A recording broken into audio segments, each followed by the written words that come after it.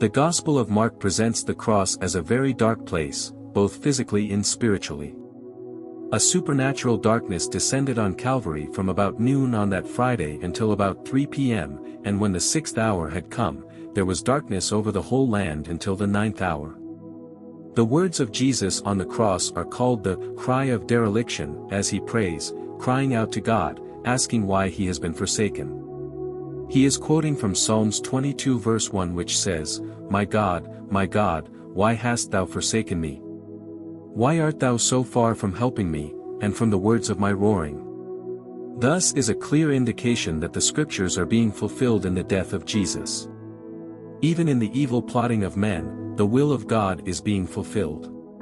Jesus' words from the cross are reported in Aramaic along with translation. The words, my God, are Eloi in the verse, a transliteration of the Aramaic Elohi. It would be easy to hear Jesus as calling for Elijah in Aramaic Eliah, which means, my God is YHWH. This is the mistake that some bystanders make. What becomes striking about this passage is the parallel it has to the baptism of Jesus in Mark chapter 1 verses 9 to 11. In Mark 1 verses 9 to 11, John baptizes Jesus with water, while Jesus' baptism compare with Mark chapter 10 verses 38, where Jesus asks the disciples, ye know not what ye ask, can ye drink of the cup that I drink of? And be baptized with the baptism that I am baptized with? Referring to the cross.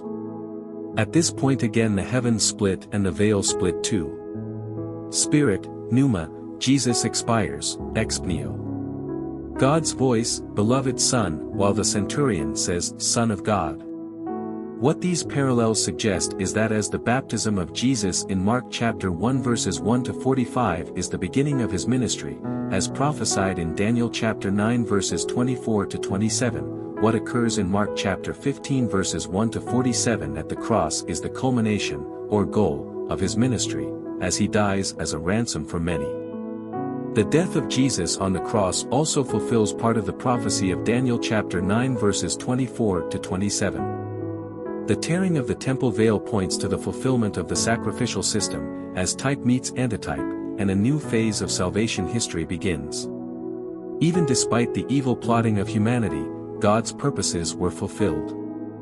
Why should this help us learn that, regardless of what happens around us, we can still trust God and know that His goodness will ultimately prevail? Even during difficulties as a Christian, put your trust in God. Shalom and God bless you. Kindly share this message to your friends, subscribe and let us learn in this fellowship.